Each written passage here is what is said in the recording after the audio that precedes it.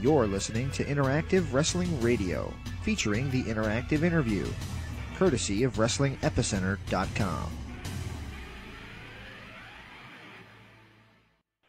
Welcome back to Interactive Wrestling Radio. Joining us on the Newsmaker line right now is a gentleman who was extremely kind to me, as he was like my fifth interview ever. I was greener than goose poop, as they say, and he kind of led me through the interview. He did a great job, and I'm so grateful to have him on 21 years later to show him what I can do now, and that is Barry Bull Buchanan. Are you with me, sir? Yeah. Hey, man. How's it going?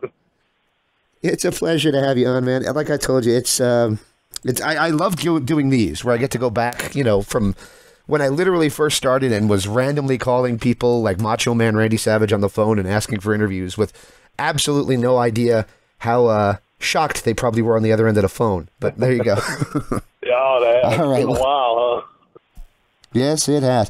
Well, I guess the first question is, how are you doing? It's been a little bit since we've seen you on the National Wrestling Spotlight. Obviously, there's a lot of news in your family regarding the National Wrestling, but how are you doing right now? I'm doing great. I'm still working for the Sheriff's Department down here.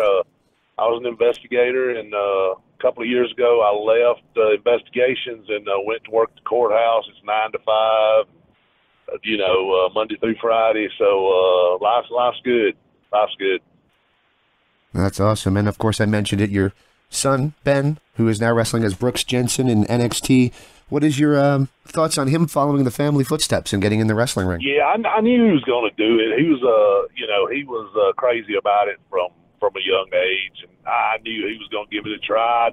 You never know how good they're going to be, but he was a big kid, and he was a real good. He was a state champion amateur wrestler. So we started. I had my retirement match in 2012. The Sheriff's Department actually put it on for me. D-Lo came down and worked and tagged with me. And, I stayed away from it for a year or two. And then, Ben asked if I would train him. And so we started going to shows, and I let him start refereeing. And, we'd get there early, and I would just, give him in the ring and roll around with him and show him stuff. And it just grew from there. And, now my youngest son, he's a senior in high school this year. He's 17. He's already had a few matches, but he's a big football player, and he's an amateur wrestler. He's going for a state championship next week, but he plans on getting into it. He's a big kid too. He's right now, he's about 6'3", a little over 200. So he's a big kid, and so I'll just start over with him. That is awesome, and good luck to him next week. Absolutely, that's really cool. Yeah. Your name did come up a few years ago. It just kind of popped in my head. Tell me if this name rings a bell. Rick Savage. Absolutely. He sent me. Rick Savage sent me a message out of the blue and asked me if I had a match of his from ECW recorded, and I did. So I helped him get a hold of it, and I was like, "Well, why don't you do an interview with me?" And of course, you talked about when you guys teamed up. What was that like, breaking into the business with that guy who's he's certainly a different kind of character? Oh, man, he was a good dude. Because when I first got in, I was watching him in Global. He was down in Global working. And him and his partner, I can't remember his partner's name, but and then you got me there. He was from North Carolina. And the guys I was working with at the time, we working in North Georgia, and so we kind of, got up into the Carolinas, and we started working together. And man, we had a blast. He was pretty well connected, man. He knew a lot of people and knew a lot of not just in wrestling, but in the bands and stuff like that. So, man, he was a good dude. We had a lot of good times together. Very cool. Very cool. And speaking of good dudes, I hope you think he is a good dude. Jim Cornette is probably the biggest podcaster in the world right now. He is. He has a unique way of describing everything. Absolutely. And, of course, you were a part of the very dying days of Smoky Mountain Pro Wrestling. I think I asked about it many moons ago when we did our first interview, but what was it like working that era of the last days of the Southern Territories, like Smoky Mountain and the USWA? It was, Smoky Mountain was what I thought wrestling would be. It was a throwback, to the territory. It was still a territory. We would work 4 or 5 nights a week, with different places up there, and I was so green. I go back and look at some of the matches I had. God, it's almost embarrassing. I was so green, But Cornette, he worked with me and talked to me and taught me stuff, and he was a mentor to me. And the lessons that I teach guys today are the lessons that were taught to me by him and Tommy Rich and the Armstrongs and all those guys like that, man. But Smoky Mountain was in a perfect world, if I could go back and be 21 again, that's where I'd want to be. It was everything I thought wrestling would be when I was growing up. Absolutely. And it wasn't long after Smoky Mountain that you entered the USWA and the WWE developmental system, and then you ended up as part of the WWE, which, I mean, it's staggering when you think about it, that 97 to 2001 period, just how big that company grew with the Attitude Era and how everything exploded. When you're part of it, when you're there and you're kind of seeing it happen before your eyes, do you realize that, you guys are becoming household names? You're becoming bigger than life on a show that's being watched by 6, 7, 8 million people. Yeah, that was I think that's the thing that separates that era from all the other eras. That era, it didn't matter where you were at on the card, you were a star. Even the guys that were the, opening matches were stars. Your mid-card guys were stars. Not to mention your upper-card guys were, some of the biggest, we became a part of pop culture. But it was huge. It was crazy. I remember going to, I think it was Las Cruces, New Mexico, and we were like maybe 100 people short of a sellout. And everybody was walking around, oh my God, we didn't sell. We were selling out every night. I mean house shows, not just talking about Raw and SmackDown, just house shows. You just pull a place off, close your eyes and point your finger at a map, Des Moines, Iowa, we were selling it out. Tulsa City, Oklahoma, we were selling it out. Everywhere we went was a sellout. We knew that we were on top. It was a good feeling because, I was there, man, I don't think people realize just how bad a shape or how badly things could have went with just a few bad breaks, with Taker leaving or Shawn leaving, at that time, we weren't the juggernaut that we were a few years later. When I first got there, things were still kind of down, and, they were just a few bad breaks from really being in trouble. And, it really felt like a team effort at the time. Of course, this business is, it's a self-promotion business, but it just really felt like a team effort. And, man, when we started gaining momentum, Austin got white hot, and then Rocky got hot, and it just steamrolled. And, we finally overtook them. And, I think maybe I think we all kind of wish now, looking back on it, that maybe WCW had still stayed around, because it was good for the business, actually. But now I think with AEW and I was just talking earlier to somebody, and right now I think is one of the greatest times you could be in the business, because there's so many different places to make a list. Since the territories left, you got WWE, even NXT, which is a part of WWE, but it's almost like a third brand now. With AEW and ROH and TNA and New Japan's doing well. It's just a good time to be in the business. Absolutely. And I've heard a lot of the young guys say that, and it's funny when the young guys talk about the territories, because they weren't around. They weren't around to see it, but yeah, you and I were around to see it. At least I was around to see the dying days of it. So, but there you go. Right to Censor.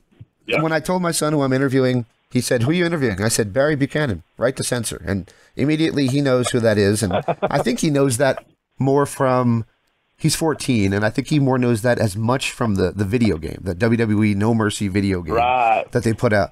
I guess my question is, how the timing of that, when there was a little bit of censorship and they were kind of starting to put the pinch on people like Howard Stern and all that, for Right to Censor to come out and to kind of play to what was really being talked about on TV and what was really kind of coming out. How cool was that to be part of one of the last angles that got away with really pushing the political correctness button?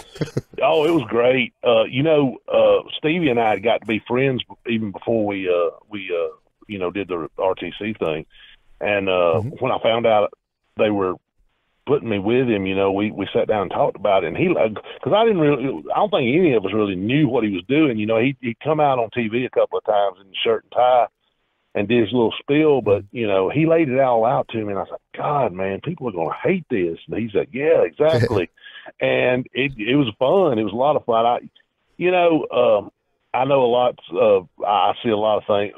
Me and Godfather, I mean, we knew each other. We'd worked together, before, but we hadn't really hung out. And I just made a bunch of new friends. Me and Godfather and Teddy Long started riding together, and that was a blast. And Val, to me, Val's one of the underrated workers of all time. The guy was so good in the ring, just how smooth he was and everything. But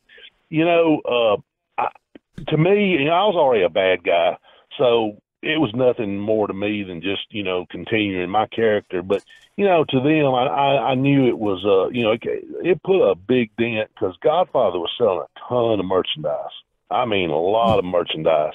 And, Val was doing good with it too. And then they go from being, especially Godfather, one of the most popular guys on the show, to going, to being the most hated guy on the show. So, I knew it wasn't as good for them, but, we all got, and I have to say this, I know that Charles hated it, but he got in there and, damn, we pulled it off. That's, and Ivory too. Ivory was so, Ivory was a beautiful lady, and she really dumbed herself down, to look just as plain and as just humble as she possibly could. So, we just all got behind it, and, I really think it probably had some more legs under it. But if you look at the time frame, we bought WCW, and we had other stars we were having to get on TV, and so it was just a weird time. But it was it's nice. It seems like it's had a little bit of a resurgence in the last few years. I think because people have seen the product really go from from almost R-rated to down to the G version, and I guess we, in a weird sort of way, we kind of won in a very yeah. That's a funny way to look at it. Yeah, they should have us all back to take a bow. Yeah, that's funny. In the later days of his life, unfortunately, I spoke to Ray Traylor, the Big Bossman, and man, so many people just say what a great guy he was.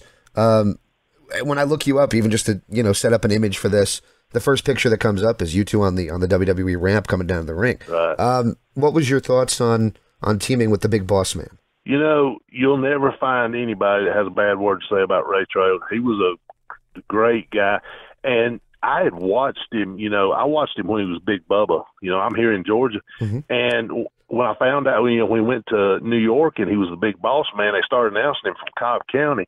And I didn't know if that was true or not, but I thought to myself, here's a guy, because as good a shape as I got in, I wasn't always, I was always tall. I was kind of lanky in high school, but I saw this guy, and he was from the same area that I was, and he made it. And I thought, well, if he can make it, maybe I could.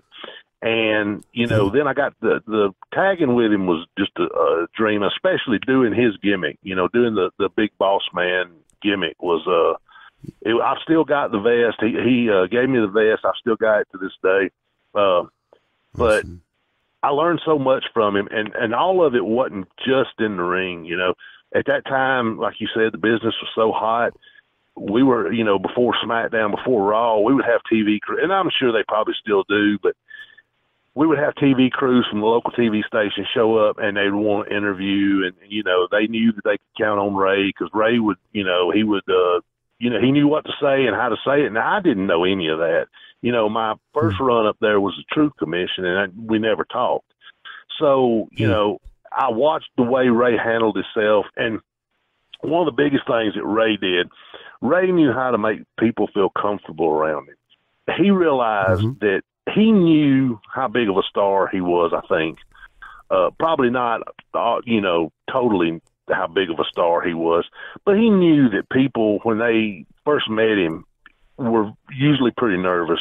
And he would say stuff to calm them down. He would say stuff to make them laugh, you know, make them feel at home, especially kids. You know, people would come up to us back then. You know, I've watched girls faint, you know, Rocky getting off airplanes. I've watched girls latch on to him, and they couldn't let go, even though they wanted to. Their family had to, like, help them off of him. And Rocky would just stand there and, you know, and be, you know, real cool about it. And, you know, and I've seen people pass out. You know, that's kind of star power those guys had back then. And I watched the way Ray handled it, and he always made people feel comfortable around him. And I learned how to do that by watching Ray. And it not only made me a better wrestler, but it made me a better person. Because a lot of I see myself doing things today out in the real world that Ray would have done. So, yeah, man, sweetheart of a guy. And, God, man, what a worker. You go back and look, man, when he was, you know, the first big incarnation of the Big Bossman, and he was like 350, 400 pounds, and he could move, you know. I remember, for some reason, I was there when Hogan superplexed him off the top of the cage in the in WWF, and it was like the most amazing thing you ever seen, because you never seen a big guy take a bump like that and the mat just bounce, you know, and it's crazy to think that, you know, how big he was to be taking a bump quite as big as that. And a lot of people didn't realize it. You know, the time that we were together, Ray had a lot of, he had back surgery. His knees weren't good. You know, he was working. There was a lot of nights after we left the arena and we, you know, got to the car that, you know, he could barely walk. But you know, you'd never know it when he got in the ring. Wow. Well, I'm sure you probably get asked about this too much, but I'll ask about it anyway. The final days of your career was with John Cena. Yeah. Were you surprised to see John go on to be the megastar that he ended up becoming, and the guy for a generation in WWE? Not really. And you know, and I'm, you know, I don't want to be one of those guys. You know, I'm not one of those. You know, I told you so, or you know, I'm not a genius or anything, but I don't think you had to be. I watched him. We used to go out to the West Coast, and he was working out there for I think Rick Bassman. Out there, maybe XPW or something like that. I can't remember. But UPW possibly? Yes, yeah, UPW, yeah. And you know, he would come and he would do dart matches, and you know, the when you see him when he first debuted in WWE, he was even more impressive to look at when I saw him doing those dart. He was even bigger and more cut. You know, I'm guessing because he was living the bodybuilding lifestyle out, and I think he actually competed a little bit when he was in California. But I watched him out there, and you know, every time we'd come out, you know, he'd have a dart match, and he'd get better, and he'd get better. And then I met him down in OVW, and you know, I heard him on the mic, and I said, God, man, if I can't do something with this guy, then you know something's wrong. And it always surprised me. You know what surprised me? When I remember Dave Bautista, me and Devon were riding together around that time, and him and Dave were doing the Preacher. And I remember Dave talking about, man, you know, he was kind of worried about they were going to let him go, and I was like, let you go? I mean, are you serious? I mean, you know, I didn't see it. And, you know, I hear John talking about now, you know, I've seen some interviews where you know, the Thugonomics thing was he kind of felt like that might be his last shot. And, I was surprised to hear that because, I would have thought that a guy like that would have got several different chances. But he got the chance and he took it. And I remember standing, I think maybe we were in Tucson or somewhere in Arizona, and Vince stopped by. My neck of the woods. That's where I am now. Yeah, really?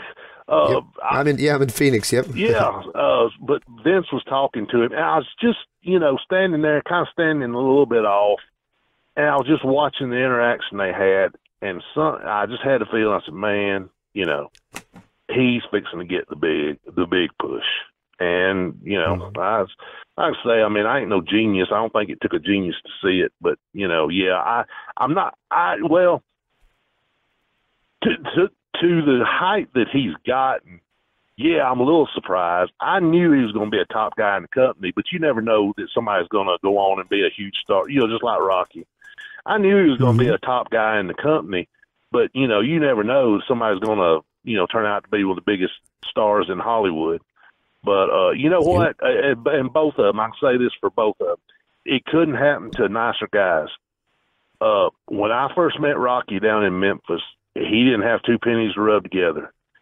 And the last time that I saw him when we did the This Is Your Life thing, he was the same guy that I met in Memphis, and John Cena was the same guy that I met out in California. Probably didn't have, two dimes to rub together either. I don't think either one of them's ever really changed. They were both good people, and I think they still are. Awesome. Do you have time for just a few more questions? Sure. Yeah, I don't want to take too much of your time. I promised you I wouldn't. But after we spoke back in 2003, you did do some tours in Japan. You worked for All Japan Pro Wrestling. It was a little bit of a different version of All Japan than a lot of us tape traders had in the 90s. Yeah. But it was still All Japan. What was working Japan like compared to working for WWE? And was it a culture shock getting used to working over there like that? No, not really. My plan was always, hopefully, you never wanted to leave the top, when you're at the top of the business and in the best company in the business, you never want to leave. But my plan was always, if anything ever happens here, I wanted to go to Japan before I got out. I wanted to at least say that I went and, actually got the chance to go when I was still kind of at the top, as far as being in shape and being on top of my game. And I got to go over there with a bunch of my friends. Me and D-Lo were a tag team over there for years. Me and Jamal Umaga was over there. Umaga, yeah, Jamal, yeah. Taka was our group leader, Taka Michinoku, who we got to be friends with in New York. And Taikea, Monakea Mossman, he'd worked for Japan since I think maybe the mid '90s. So I got to go over there and do it with a bunch of friends. D'Lo called me, before we went over, and he said, "Hey, look, these guys probably gonna try us, so we gotta." And I was like, "Yeah,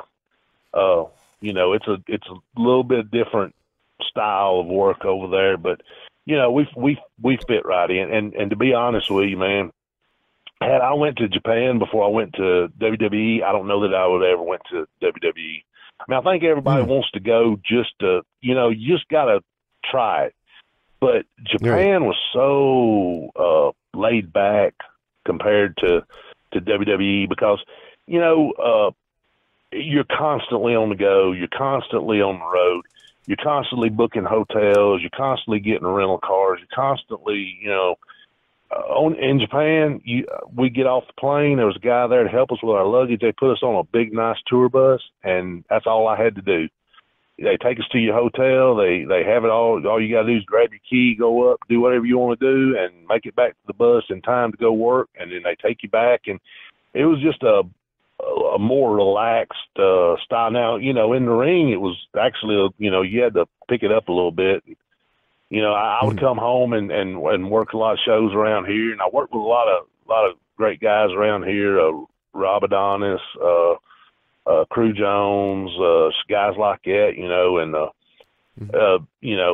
I had to change gears a little bit because I know that Ben told me, when he got when working with some of these guys around here, they always talked about, I hated to get your dad when he got right off the plane because, you're in a different mindset. You had to kind of gear down a little bit because it was a fight over there. And you had to be in shape and you had to be ready to go. But, man, we had a good run. And me and D'Lo hung in there. And I think maybe around 2005, 2006, we made the jump from All Japan to Noah, which was actually at the time the number one. All Japan was a little on its heels, after Mr. Baba died and Masawa took everybody and left, and Muda took it over. But, I not patting myself because it was a group effort, but, we kept it going during the lean times and actually kind of built it back up, I think. Yes, I agree. With the ROD and, we had a lot of, we were always working Muda and we got to the point where we were, supposed to be bad guys, but it got to the point where, we were getting over as baby faces. And then they brought in, I think it was Voodoo Murder. They brought in, Albert, they brought in Big Matt, and they brought in, Chuck Palumbo and Johnny Stamboli. And we had a good run against those guys. And then we went to Noah, and we actually got to hold the GHC tag belts. Me and D'Lo did, and got to work all those guys over there. It was great, man. I loved it.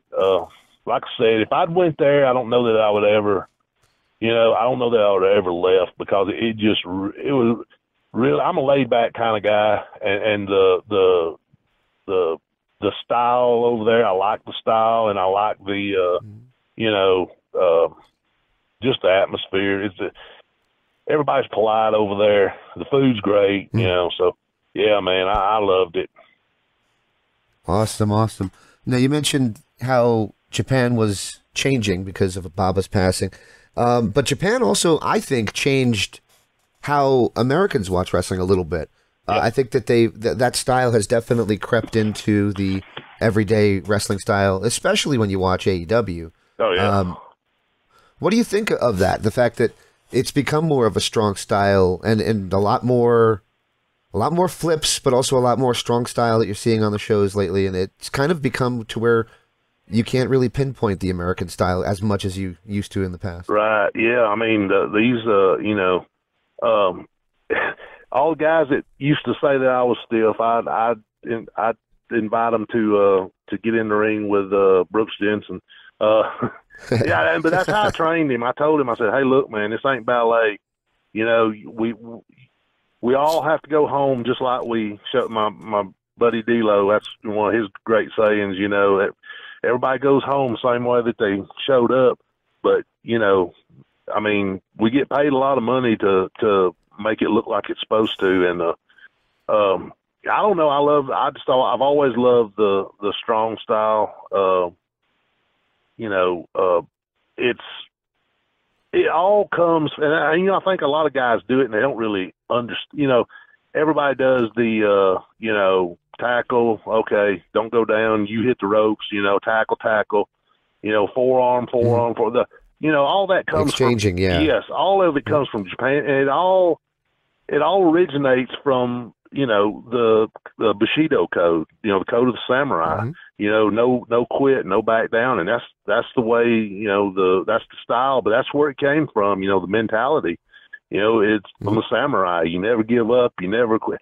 I've gotten just as big of reactions from the Japan fans after losing a match that I did winning a match simply because I managed to get to my feet. I was working Kabashi one night, and he, cleaned my clock with that clothesline. I mean, and I started pulling myself up the ropes, and the fans started cheering. So, I heard that, and I was like, wow. And so I dropped back down. I did the old Rocky, finish. I dropped back down 2 or 3 times, and then finally I got to my feet. The people went nuts, and because it's the never quit, the fighting spirit. That's what they appreciate over in Japan, and it's matriculated its way over here to the States. So I'm glad to see it, but it's getting so commonplace now. Everybody's doing it, but I don't know. Sometimes, sometimes several times on one show, Yeah. which is a little bit too much. Yeah, but very cool to get a Rocky reference. Unfortunately, on the same day that Carl Weathers I passed know, away. I saw that. Oh my God, that's horrible. Yeah, absolutely. I was kind of shocked by that one, but there you go. So I got a couple more questions, Okay. and you might hang up on me for them because, of course, these are going to be the hard ones. No. All right. So I guess the elephant in the room is what's going to be the big story for probably the next few years, and that is what's going on with Vince McMahon. What is your thoughts on everything that's happening with Vince McMahon and how the WWE and TKO group is kind of handling the incoming of bad news? I think they're handling it the only way they possibly could, and I think they're doing a pretty good job of managing it. I think one of the problems we have as a society nowadays is that I treat people the way they treat me, and I understand all the allegations against him and everything, but Vince McMahon was never anything but straightforward and nice to me. He was nice to my family. When I was there, we would always do a after party WrestleMania thing, and my family, all the families would come to it, but my family would come to it. And it always amazed me the way that Vince would, take my children and take them around. And Stephanie would take my girls and take them around to the gimmick boxes, and they'd come back with Road Warrior shoulder pads and foam fingers and everything. He always did what he said he would do. He always paid me, actually, probably more than I thought I was worth. I hate it that it's come to this. I like I said, I've seen it. Did I ever see anything out of him like that? No. But that's, I wouldn't expect to turn the corner, at the Staples Center and see Vince, But I don't know. I hate it because I always enjoyed working. I always enjoyed the time I got to spend around him, and I actually got to, I thought, I had a pretty good relationship with Vince. When I first met him, I was scared to death of him, and it's actually a funny story. Back then, when I first signed with him, they would fly you up. It was more of a one-on-one kind of thing. They would fly you up to Stamford, and actually J.J. Dillon was the head of talent relations at the time, right before he left. And he must have had it. Must have been right at the end. Yeah, it was right at. I think maybe a week or two later is when he left. But you would meet with J.J. He would take you all around Titan Towers. They would show you the gym. They'd show you the cafe, all the stuff. And then you'd go out and you would sit down and you'd meet with Vince. And I met this guy, 6'4", 6'5", big jacked up dude, and it was Dwayne Johnson, The Rock. We were there on the same day. I remember sitting out in the waiting room with him, and I had this suit on that I'd had for a few years, and I had ballooned up. So this suit was just tight everywhere it wasn't supposed to be. I probably looked like a huge dork. And Rocky was sitting over there in these stonewashed jeans, cowboy boots, just looking like a big stud. And I'm over here in this Pee Wee Herman suit. But I got to meet Vince, and I was like, God, this dude's huge. It shocked me how big he was. And he came in, he sat down, we talked, and he asked me, he said, what do you see yourself doing in this company?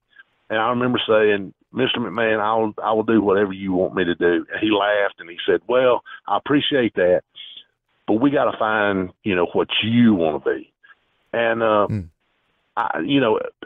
it was never a bad interaction with him. The day that they broke me and Cena up, I kind of had a feeling that, the writing was kind of on the wall. And I want to say this because I've done several interviews, and, I don't think I've ever mentioned this, and I'd like to, and it kind of rolls right on into the same thing. I found out that they were breaking me and Cena up, and I went down, I sat down with Laurinaitis, and we talked, and I said, well, what's next for me? I mean, babyface? He said, well, I don't know, but, right now we kind of just don't know. So I got the feeling, I said, okay, this may not be good for the home team. And at that point, I had a relationship with Vince where I walked down to his office, knocked on the door, and said, hey, Vince, can I talk to you? And I came in, and, he said, I appreciate everything you've ever done for me, and we'll do business again one day. And I shook his hand, and I left out of there, and Matt Hardy come up to me. Me and Matt Hardy, I think we probably started about the same time because we were both maybe a year in the business, and we ran across each other in the North Georgia, North Carolina area and worked together, and we'd been friends, and, we worked together a lot up there. Matt Hardy came to me, and he said, man, I just want you to know I went to Vince, and I pitched an ideal. Because I think everybody kind of like, this might be Bull's last rodeo. And he said, I went and pitched an ideal to Vince. And it was, looking back on it, I'm thinking, God, man, I wish they had went with that because that was a great idea. It wasn't my idea, it was Matt's. But, he was doing I think he was doing the Matt, version V1, 3.0. Version 1. And he had Shannon with him. And, he was, Shannon was, God, what was the nickname? Anyway, the ideal he pitched was Shannon was MF.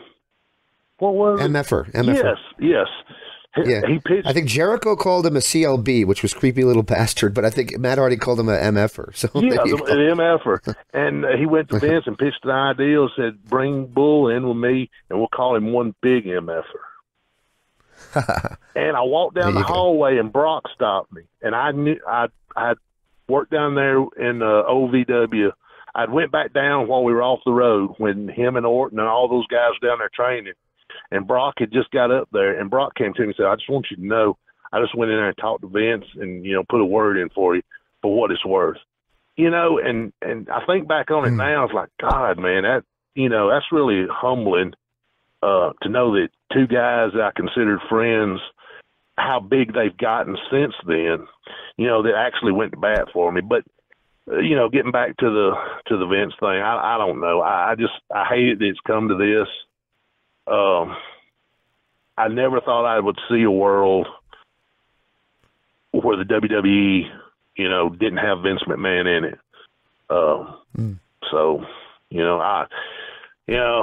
but at the same time, I mean, God, man, it's kind of weird because if I say anything nice about Vince, people like jump down your throat, and it's like, guys, he was the steady hand that ran wrestling for 40 years. Right. You can't. That's not that. We don't know what exactly happened, but you can't take that away from him. Yeah, no. I mean, 3 months ago, everybody was, if Vince had walked out, he would got the biggest ovation in the. And I know when things like this come out, it puts a different light on folks. But like I said, man, he was always good to me, and I hope I hope he's on a boat somewhere enjoying himself and living it up, And I hope that,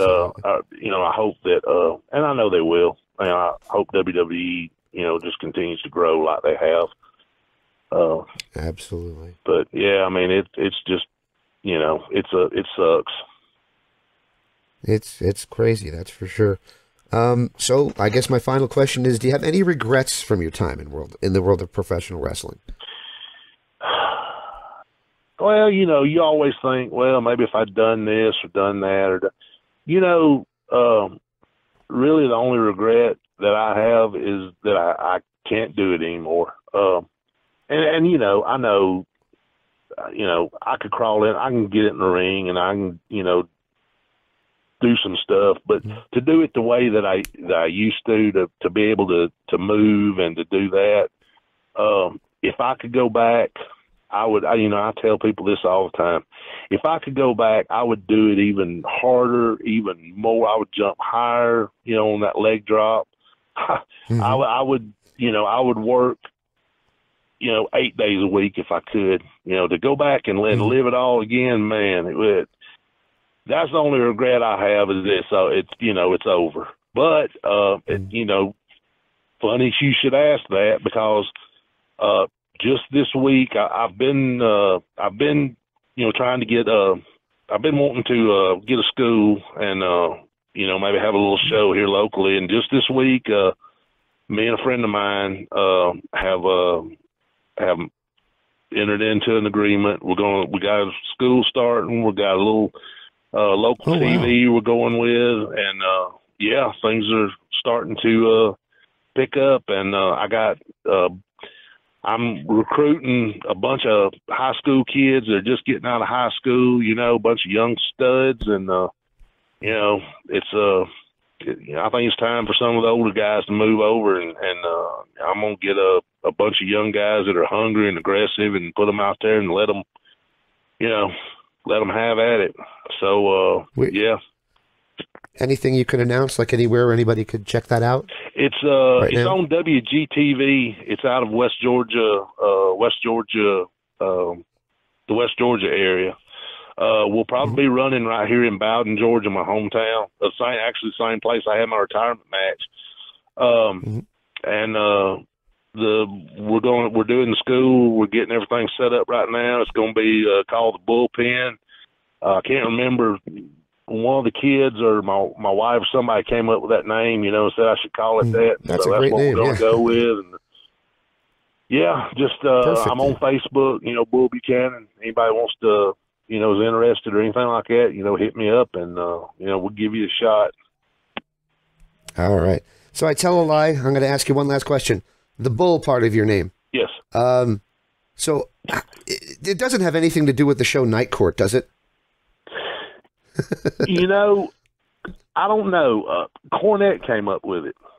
Oh, okay. And Cornette, when I came to Smoky Mountain, Cornette come up with the name The Punisher. And he told me the name, and just my head set on fire because the first thing I thought was The Punisher, the comic book Punisher. Right, exactly. And I think, once I got there, I think he had more of like a mob guy in his head. But I come to find out that I think it was his wife at the time came up with the name, and I was actually named after Gene Simmons' bass guitar, You're the Punisher. Me. From Kiss, wow. Yes, that's how it's very cool. It was Jimmy was a big Kiss fan, I was too. But he told me later on, he said that's where the name came from. And the Bull Buchanan, he came up with it before I came to OVW. And the Bull Buchanan that debuted with Bossman as a prison guard I was actually, for him in OVW, I was a prisoner. I came out in handcuffs and prison pants. And I was supposed to be from Eddyville, Kentucky, which is the state pen in Kentucky. And I had this long line, list of felonies. So it was weird how it jumped from that to that. But no, I think it was more just he looked at me and said, bull in a china shop kind of thing. But cool. yeah, Cornette came up with that too. Awesome. All right. Well, I've taken up far too much of your evening. I do appreciate you taking the time and doing this with me, sir. And what do you say? You do it again in 21 more years? Absolutely. No, let's not wait that long. Let's do it again before that. Absolutely. If you do have any, all seriousness, if you have any like promotional things for the Bullpen, please send them my way. I will post them on all the websites I can post on and get the word out there the best I can for you. I'll do that. I appreciate it. All right. So, I'll let you go. Again, thank you so much for taking the time and doing this with me. No problem, man. Thank you. Yeah, thank you. I've apologized for my voice too. I'm not usually this raspy. I've been fighting the second round of COVID in like a month. Oh my God! Oh, that stuff got me too. Jeez. Yeah. Well, take care of yourself, man. You got it, sir. All right. I'll send you a link when I get this online. Probably will be on Sunday, if I were to guess. All right, brother. Thank you, sir. Yeah, have a good night. Good to hear from you. You too. Thank you. All right, see you, man. Wrestling Radio. Interactive Interactive Wrestling Radio. Interactive Wrestling Radio. Interactive Wrestling Radio. Interactive Wrestling Radio. Interactive Wrestling Radio. Interactive Wrestling Radio. Oh, what a rush. Featuring the interactive interview. Interactive interview. Interactive interview. Interactive interview. Interactive interview. Interactive interview. Interactive interview. Oh, yeah. Formerly The Blaze. The Blaze. The Blaze. The Blaze. The Blaze. The Blaze. The Blaze. The Blaze. The Blaze. The Blaze. The Blaze rock. You're a maniac, so what you gonna do when the Blaze of Mania runs wild on you? On WrestlingEpicenter.com. Wrestling Epicenter. Wrestling Epicenter. Wrestling Epicenter. Wrestling Epicenter. Wrestling Epicenter. The Wrestling Epicenter. Don't get off.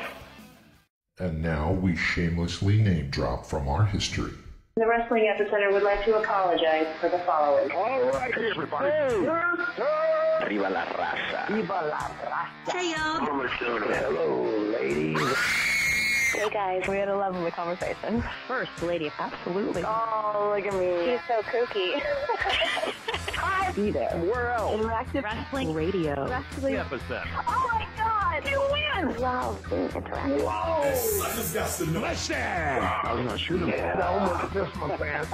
Breaking neck. I got 2 words for you. I've heard a lot about you guys. We're here. Let's go. Excuse my language. You're gonna go to the shop. Don't be a no. Into the many. No nerves. That was great. It's gonna be cool. Woo! What it's all about. The purest point of the living legend. Rock and roll. Arrogant. You just make me. Instead of saying when I'm talking to you, So lonely without you. In the land of extreme. Testify. Nevermore. Interactive interview. I'm not just the best. Interactive interview with a plastic You head. earned the right. Nobody. You better keep listening. Thank you very much. Controversy creates cash. Professional wrestling. Made in the USA, baby. Memphis wrestling. The guy on fire. I'm not bad. We were sexy. What a show. One and only. Interactive Wrestling Radio. Wrestling Epicenter. Interactive interview. We took care of the business. This isn't ballet. We are huge. You're where it's at. You better recognize who's the best. Make sure you tune in each and every week. I'll come out of your computer, knock down your door, and turn it on for you. Or else I'm going to kick your stinking teeth in. And that's the bottom line. Have a nice day. It's showtime! Don't forget to like and subscribe.